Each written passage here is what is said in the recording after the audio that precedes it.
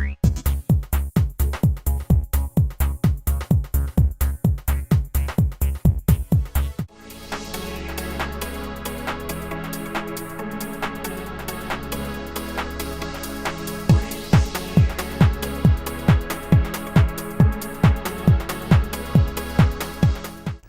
to Mainland Television Regional News. I'm Graham O'Brien, and coming up in today's bulletin, rural fire risk is up, Founders hits a new record, latest Nelson dolphin deaths draw criticism, and SPCA seeks loving homes, plus more.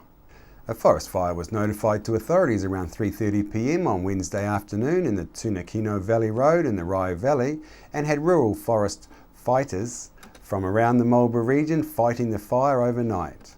The fire was still burning across 3 hectares of forestry at the time of going to air, and was being fought with the help of 10 men from our local Tasman Forestry contractor crew.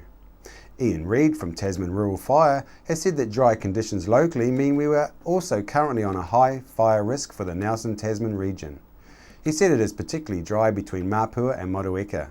Haira, he said, has recently had some rainfall, so conditions there are not so extreme. However, high temperatures and low humidity are causing things to dry out quickly. Rural Fire are currently not issuing rubbish fire burning permits, but have issued some beach fire permits under strict conditions, including for when there's offshore winds only. He said that the other risk areas are when there are sparks from equipment such as outdoor mowers and grinders, and he warns users to dampen down areas first and be ready where possible with water hoses and/or fire extinguishers. Also cutting down the risk by leaving the mowing until early morning or evenings when the days are a bit cooler. Any sign of smoke should be investigated or reported, as the heat from the sun can cause a fire from something as small as a bottle left in dry grass. It's a new record for Founders Heritage Park as they count the influx of summer visitors this year, averaging more than 300 people visiting each day for the last 2 weeks. Founders has announced some new attractions for 2015, which include a new static display at the Motor Garage, which was, up until recently, the home to the Vintage Car Club, which was built by and for the club by the community. We understand they were paying $1 per day to lease the facilities, with another few years to go on their lease with Founders. However, they have chosen to let it go for undisclosed reasons and have moved their club to the Richmond Speedway. Maria Anderson, Founders Heritage Park Facility Manager, said that the new tenant is being sought to take on the lease at the Motor Garage from April 2015. We understand that the members of the Nelson community wish to locate a new Nelson branch of the men's shed to Founders Park and hope that this may offer them a place. The lease being asked is apparently worth $5,000 per annum plus grab, snatch and take. Meanwhile, Founders is gearing up for another big event, which is the upcoming 7th Annual International Kai Festival on this Waitangi Day at the park. Founders in Whakatu Marae will begin the day's journey by presenting a traditional welcome for visitors with a huge variety of international foods on offer, which will be made by families living in the Nelson community, plus various live entertainment along with kids' activities taking place throughout the day. The Department of Conservation is urging fishers to take care using their set nets in Tasman and Golden Bay after 2 endangered Hector dolphins were found dead in Tasman Bay in recent days, one which was found in a set net. A recreational fisher found a Hector dolphin calf dead in his set net near Wakefield Quay in Nelson last Friday the 9th. Then on Sunday the 11th of January, a dead adult Hector dolphin was found off Lower Queen Street near Richmond. The cause of these dolphin deaths is still to be determined. The calf is to be autopsied at Massey University to establish how it died. The adult was too decomposed to be able to be autopsied and was buried. The Dolphin Defenders Organisation are blaming governmental apathy and complacency for the death of an adult female Hector dolphin and calf in a recreational set net near Nelson last week. Maui and Hector dolphins are threatened with extinction, and only parts of their habitat are protected from a small range of their total threats, leading to the ongoing decline of the species. Maui and Hector dolphins are an inshore coastal dolphin species found only in New Zealand waters out to about 100-metre depth. Their population has reduced from estimated numbers from the 1970s of 30,000 hectares and 1,800 Maui dolphins to around 7,000 hectares. New Zealand is failing its own endemic small, rare and lovely species. And while on the subject of wildlife, Natureland is going from strength to strength, with the new owners and new energy making the small zoo a winning venture. Having taken over the management from the Christchurch Orana Park, Mike and Meg Rutledge have brought new branding and new upgrades to the Tahuna-based zoo. And we went down there to talk turkey about the new changes.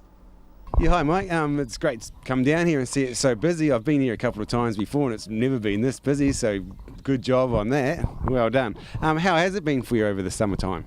Yeah, thanks Graham. It's been fantastic. We've had a really busy summer. In actual fact, it's been the busiest that Natureland's ever been.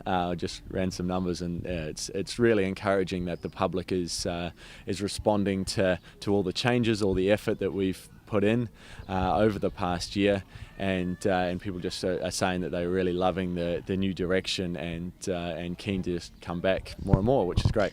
Oh, that's good. Yeah, certainly great, and great from Natureland, great from Nelson. And what new exhibits have you got for these people? I know you've got a few. Can you tell us a bit about them? Yeah, sure. We have been pretty busy. So just behind us there's a new natives aviary. So about 3-4 months ago, we knocked over the old, what we called the old main aviary block, which was an original structure from 1966, and as such, it was really not suitable. It didn't meet our animal welfare standards, and was really difficult on a number of levels. So that really had to go. And as part of that, we put in this new aviary for all our native birds. So they're all together in a much bigger space, which is great. And they're really enjoying it, obviously, because we've got kakariki that are breeding again now and just doing great. So that's exciting. The biggest new exhibit that we've done is the marmosets and agoutis exhibit. So pygmy marmosets are the world's smallest monkey, and they're pretty awesome. They bounce around all over the place. They're really busy and fun. And agoutis are a sort of reasonably large South American rodent, and in the forests in South America, they'll follow troops of monkeys around, because monkeys will grab a bit of fruit from a tree or something, have a few bites, and then throw it on the ground and go on to the next one. And the agoutis just cruise around going, oh, this is great, it's free lunch. So so that works really well with those guys being in together. Those animals have come down from Wellington Zoo, and they're both young breeding pairs, so all going according to plan. In the next 6 to 12 months we'll have some young ones of both species running around. And that's great, because the little ones are always good to bring in more people to have a look, aren't they? The babies are so cute. Oh, absolutely. And we're quite lucky, especially with the marmosets. We'll be the second facility in New Zealand that has breeding groups of marmosets. So Wellington has the other ones, and so that's, to us, that's a real tick of approval from what's the ZAR Network, Zoo and Aquarium Association of Australasia. So that's the industry body that we're part of, that sort of manages all the exotic species, and them sort of saying, yes, we'd like you to start breeding marmosets and contributing to that wider conservation picture is really exciting. So that's great. Excellent. Yeah, it's fantastic. And how about, you talk about breeding, do you have breeding programs going on and breeding programs and bird rescues? Yeah, absolutely. So we're the main facility in the Nelson area for native bird rescue and rescue, rehab and release. So we're kind of the first stop for people who have found any injured native wildlife. If they can just put them in a box, keep them nice and dark and cool at this time of year, and then just bring them straight into us as quickly as they can. We've got quite a full house at the moment. We had, I think, 5 or 6 birds come in yesterday alone, so it keeps the team really busy, but we think it's an important part of what we do as a contribution back out into conservation in the region. Sure, yeah, it's fantastic that people have somewhere to bring these birds that they find hit their windows or so forth. Yeah, exactly. Kididoo is a really common one for flying into windows and then getting picked up by the family dog or cat. So that is a common one that we deal with. Excellent. And you see Natureland as marketing just for kids, or are you getting a bit of a mix of numbers of adults and kiddies? Yeah, it's a real mix. We think, especially the way we're developing it, that there really is fun for the whole family, whatever age you happen to be. Interestingly, about twice as many adults come through as kids. Definitely right from the young ones right through to grandparents and the like, all seem to have a great time here. Fantastic. And did you say with all the new exhibits, I mean, it all costs money and it costs a lot of money. We all know any sort of building project. How have you got support from the locals? Have they come on board with this? Yeah, we're really finding that now we've sort of been here for a year and people have seen that we're really serious and committed to turning this place around and giving it a long-term sustainable future, that local businesses are starting to become really generous towards supporting what we see as a real community asset. We are a registered charitable trust, so it is very much everything we're doing is for the benefit of the community. It's not going to private pockets, which helps to get people on board. And fantastic, well done. And with after the summer, the visitor numbers drop down. We hope that the locals come along and support you over the winter and keep your numbers up. Oh yeah, I'm sure they will. We've certainly had a lot of schools start to really be interested in coming back here, and we had schools sort of at the end of last year that had either not been for a long time or hadn't been before, which is really encouraging because getting the kids through and getting them engaged with some of our education programs and all the great stuff that we can teach about the wildlife that we have in the wider region. So hopefully sort of prompt that interest into conservation and from a wider point, not just what's going on here. So yeah. Hey, thanks very much for that. You're welcome. Before Christmas, when we were last at the Nelson SPCA, there were a lot of dogs and cats up for adoption. This time we went along to see if there has been a cataclysmic increase of cute, cuddly, furry felines that were needing loving homes. Hey Carmen, thanks for taking the time to talk to us today. As we know, it's a great holiday time for the humans around, but it's not such a good time for animals. How's the SPCA been doing at this time of year? We're pretty crowded at this time of the year. This normally happens. Last year it was about February, so straight after Christmas we just got inundated with cats and kittens. I think it really goes by the climate. If we've got warmer climate, the females come into heat earlier, so therefore we are pretty full at the moment. Yeah. And so how many have you got here at the moment, and how many have you got them up for adoption? Is there any sort of deals on?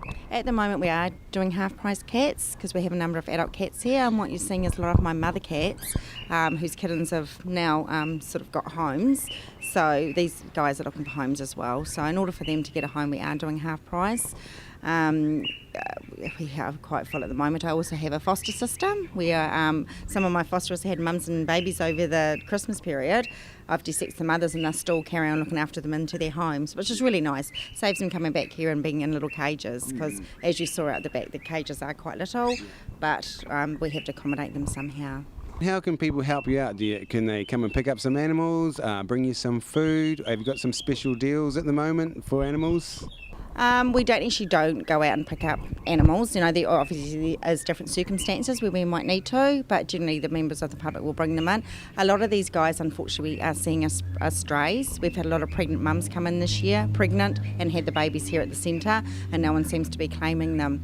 A lot of kittens as well. We've had a lot of kittens brought through. Like I said, the season has started early, so I think it's going to be a long season as well. Yeah. With all these animals being brought to you, how's the SPCA coping? I mean, you've got huge bills like the vet bills and food bills for these animals. How do you deal with all that?